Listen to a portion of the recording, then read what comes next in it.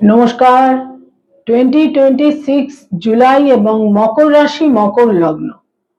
মকর রাশি মকর লগ্নের জাতক জাতিকাদের 2026 সালের জুলাই মাসের মাসভিত্তিক রাশিফল, যাকে আমরা জ্যোতিষের পরিভাষায় বলে থাকি গোচর ফল।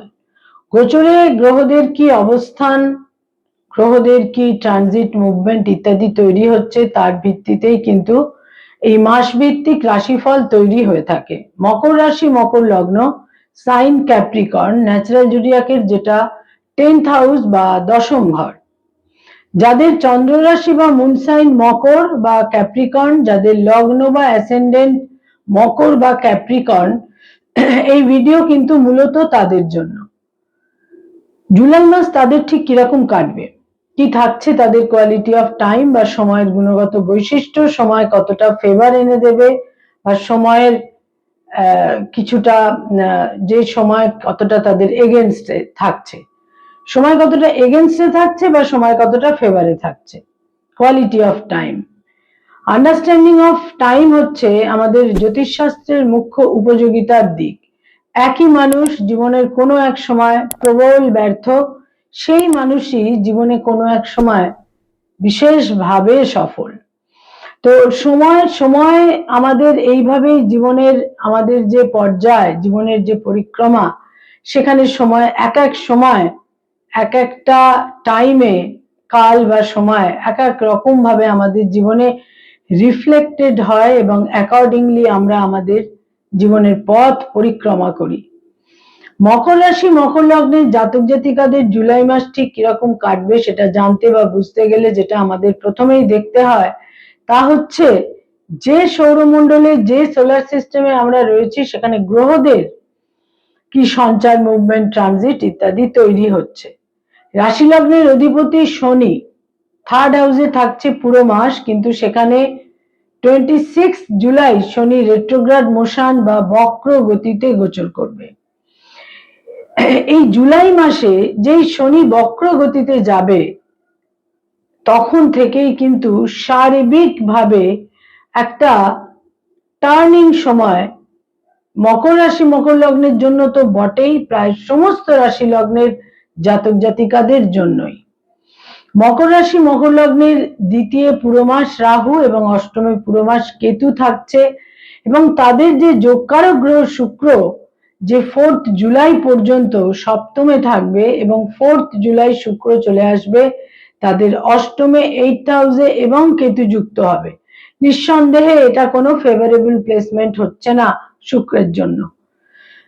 তাদের যেটা পঞ্চম ঘর, সেখানে পুরো মাস মঙ্গল অবস্থান করে থাকছে, আর তাদের যেটা সপ্তম ঘর 7th হাউস, সেখানে বৃহস্পতি থাকছে পুরো মাস এবং সেখানে বুধ থাকছে 7th জুলাই পর্যন্ত। বক্র গতির বুধ 7th জুলাই পর্যন্ত থাকছে এবং 7th জুলাই বুধ বক্র গতিতে তাদের সপ্তম থেকে ষষ্ঠে গোচর করবে। আর রবি থাকছে তাদের যেটা ষষ্ঠ ঘর, সেখানে রবি থাকছে 16th জুলাই পর্যন্ত এবং 16th জুলাই রবি তাদের 6th হাউস থেকে 7th হাউসে গোচর করবে। এই হচ্ছে মোটামুটি গ্রহাবস্থান মকর রাশি মকর লগ্ন সাপেক্ষে জুলাই মাসে। এবার এখানে গ্রহাবস্থানের ভিত্তিতে কি ধরনের ফলাফল বা রেজাল্ট তারা পেতে চলেছেন এই জুলাই মাসে। প্রথমেই বলবো হেলথের ক্ষেত্রে। হেলথের ক্ষেত্রে কিন্তু এই মাসের শেষ ভাগ থেকে, লাস্ট উইক থেকে কিছু অসুবিধে তৈরি হতে পারে। তার মধ্যে মূলত যারা কোনো দীর্ঘমেয়াদী ক্রনিক ডিজিজে ভুগছেন, সেখানে অ্যাগ্রাভেশন হতে পারে। আপার অ্যাবডোমেন জনিত সমস্যা, সেখানে লিভার, প্যানক্রিয়াস, গলব্লাডার, স্টমাক, যে কোনো রকম সমস্যা হতে পারে। ডাইজেস্টিভ সিস্টেমের সমস্যা হতে পারে। এবং যারা নিদ্রাহীনতা বা ইনসোমনিয়া জনিত সমস্যায় ভুগে থাকেন, সেখানেও কিন্তু কিছুটা পরিস্থিতি আরো কিছুটা প্রতিকূল হতে পারে।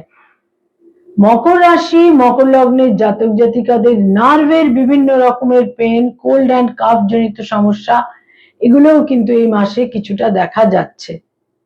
আয়ের ক্ষেত্র বা ইনকামের ক্ষেত্র ইতিবাচক থাকবে, পজিটিভ থাকবে।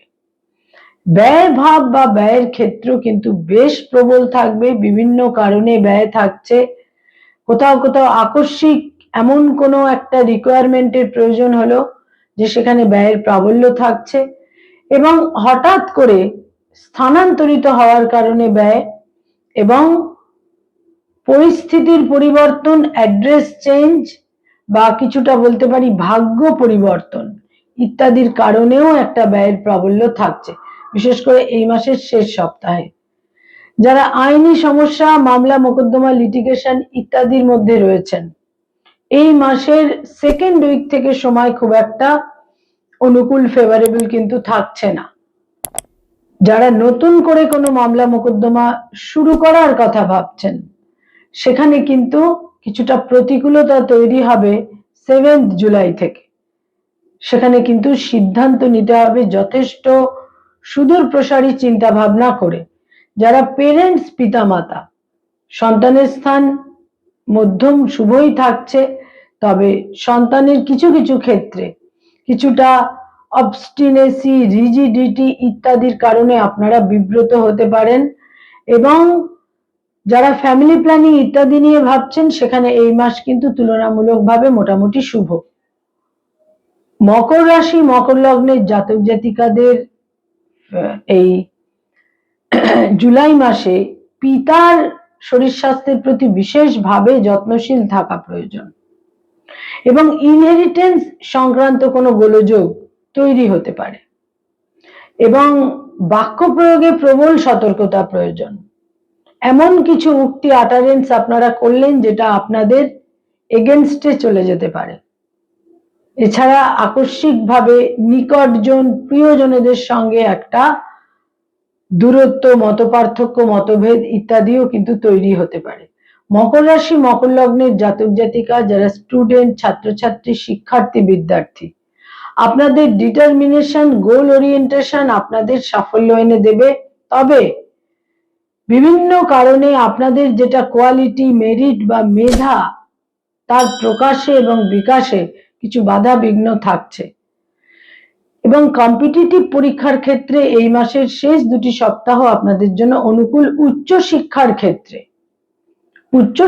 ক্ষেত্রে আপনাদের বিশেষভাবে কনসেন্ট্রেটেড হতে হবে এবং প্রচুর পরিশ্রম, অধ্যবসায়ের প্রয়োজন।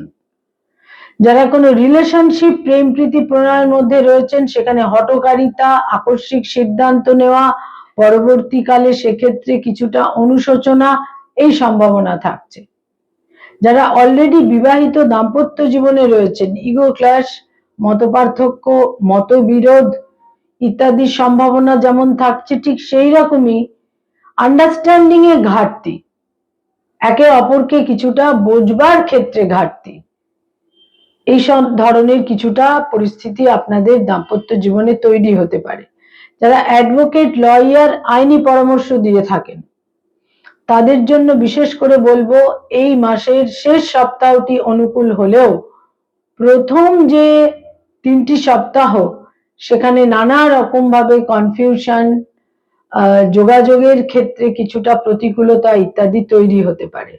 যারা ডক্টর, মেডিকেল ফিল্ডে রয়েছেন, হিলিং প্রফেশনে রয়েছেন, সেকেন্ড, থার্ড এবং ফোর্থ উইক আপনাদের জন্য অনুকূল নয়, তবে প্রথম সপ্তাহটি আপনাদের ফেভারে থাকবে।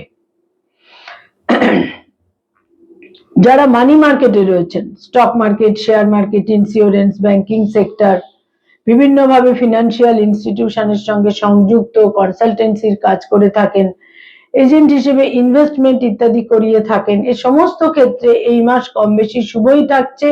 তবে সিদ্ধান্ত নেওয়ার ক্ষেত্রে সতর্ক থাকতে হবে, এবং কোনো গুরুত্বপূর্ণ নথি কোনোভাবে আপনারা লস করে ফেলতে পারেন, হারিয়ে যেতে পারে, সে ব্যাপারেও কিন্তু সতর্ক থাকতে হবে। যারা ক্রিয়েটিভ ফিল্ডের মানুষ, সৃষ্টিশীল কাজ করে থাকেন, পারফর্মিং আর্টের সঙ্গে সংযুক্ত, যারা ইনোভেটিভ লেখালেখির কাজ করেন, বিজ্ঞাপনের জগৎ, অ্যানিমেশনের জগতে রয়েছেন, বিভিন্নভাবে ক্রিয়েটিভিটির সঙ্গে যাদের সংযোগ রয়েছে, তাদের জন্য বিশেষ করে বলবো যে কমিউনিকেশন গ্যাপ, মিসকমিউনিকেশন ইত্যাদির সম্ভাবনা যেমন থাকছে, ঠিক সেই রকমই কিছু পরিস্থিতি, পরিবেশ ব্লাড রিলেশন, নিজের মানুষ ইত্যাদিদের সঙ্গে এমন কোনো পরিস্থিতি তৈরি হলো যেটা আপনাদের কেরিয়ারের ক্ষেত্রে প্রভাব বিস্তার করতে পারে। ইনহেরিটেন্স সংক্রান্ত কারণে আপনাদের কেরিয়ারের ক্ষেত্রটা বিঘ্নিত হতে পারে এবং একটা ভুল অ্যাসেসমেন্ট, ভুল মানুষের প্রতি আস্থা বিশ্বাস রাখার ক্ষেত্রেও আপনারা কিছু জটিলতাপূর্ণ সময়ের মুখোমুখি হতে পারেন। যারা সরকারি চাকরি করেন, গভর্নমেন্টের সঙ্গে কানেক্টেড হয়ে কাজকর্ম করেন, কম বেশি পুরো মাসটাই আপনাদের ফেভারে থাকবে। যারা বেসরকারি ক্ষেত্রে কাজকর্ম করেন, আইটি সেক্টরে রয়েছেন, এই মাসের সেকেন্ড, থার্ড এবং ফোর্থ উইক কিছুটা কিন্তু প্রতিকূল আপনাদের প্রজেক্ট পাওয়ার ক্ষেত্রে বা বিভিন্ন কারণে কিছুটা প্রতিকূলতা থাকছে। যারা পড়ানোর কাজ করেন, স্কুল কলেজ ইউনিভার্সিটিতে পড়িয়ে থাকেন, ফ্যাকাল্টি হিসেবে বিভিন্ন ইনস্টিটিউটে পড়ানোর কাজ করেন, এ সমস্ত ক্ষেত্রে এই মাসের শেষ দুটি সপ্তাহ অত্যন্ত অনুকূল। প্রভাব, প্রতিপত্তি, মর্যাদা ইত্যাদি কিন্তু বৃদ্ধিই পাবে। যারা নতুন জব সার্চ করছেন সেখানে কিন্তু এই মাসের শেষ দুটি সপ্তাহ আপনাদের ফেভারে থাকছে। আকস্মিকভাবে কোনো যোগাযোগ ইত্যাদির মাধ্যমে নতুন জব আপনারা পেতে পারেন। যারা রাজনৈতিক ব্যক্তিত্ব, পলিটিক্যাল ফিগার, লাস্ট উইকস শুভ, তবে মনে রাখতে হবে যে কিছু কিছু ক্ষেত্রে আপনাদের হেলথ আপনাদের বিড়ম্বনায় ফেলতে পারে। যারা ব্যবসা বাণিজ্য করেন, বিজনেস ওরিয়েন্টেড পিপল, তাদের জন্য বলবো যে খুব একটা কোনো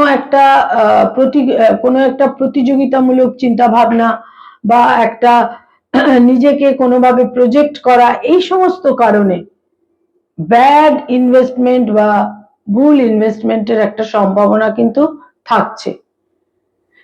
বয়সে ছোট ভাই বোনেদের সঙ্গে সম্পর্ক মধ্যম, কিন্তু বয়সে বড় ভাই বোনেদের সঙ্গে সম্পর্ক অত্যন্ত অনুকূল। বয়সে বড় ভাই বোনেদের সাপোর্ট, সহযোগিতা আপনারা পাবেন।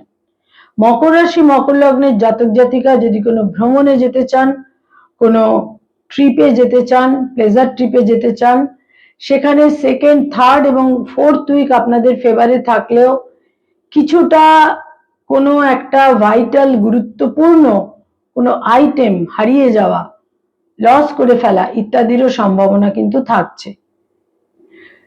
যারা লোন বা ঋণ ইত্যাদি নিয়ে চিন্তা ভাবনা করছেন, বহু মানুষ রয়েছেন যাদের হিউজ লোন রয়েছে, সেটা নিয়ে তারা দুশ্চিন্তার মধ্যে রয়েছেন। মকর রাশি, মকর লগ্নের জাতক জাতিকাদের এই মাসের শেষ সপ্তাহটি সেক্ষেত্রে অনুকূল। শত্রুদের ক্ষেত্রে বিশেষ কোনো প্রতিকূলতা নেই। শত্রুতার কারণে বিড়ম্বনার যোগও থাকছে না। কয়েকটি রং বা কালার আপনাদের জন্য অত্যন্ত ফেভারেবল। দৈনন্দিন প্রাত্যহিক জীবনে বিভিন্ন ব্যবহার্য জিনিসের ক্ষেত্রে আপনারা ব্যবহার করতে পারেন পুরো মাসটাই। তার মধ্যে ঝকঝকে সাদা রং, ক্রিম কালার বা ঘিয়ে রং এবং তার সঙ্গে সঙ্গে হালকা হলুদ রং, এই রংগুলোকে ব্যবহার করুন, বিশেষ শুভ ফল পাবেন। কয়েকটি ডেট বা তারিখ নানাভাবে আপনাদের জন্য ইম্পর্টেন্ট এবং ইভেন্টফুল হতে পারে। তার মধ্যে বিশেষ করে বলবো 1 তারিখ, 4 তারিখ, 5 তারিখ, 7 তারিখ, 12 তারিখ, 16 তারিখ, 19 তারিখ, 21 তারিখ, 23 তারিখ, 26 তারিখ এবং 29 তারিখ, এই ডেটগুলো আপনাদের জন্য নানাভাবে ইভেন্টফুল এবং মিনিংফুল।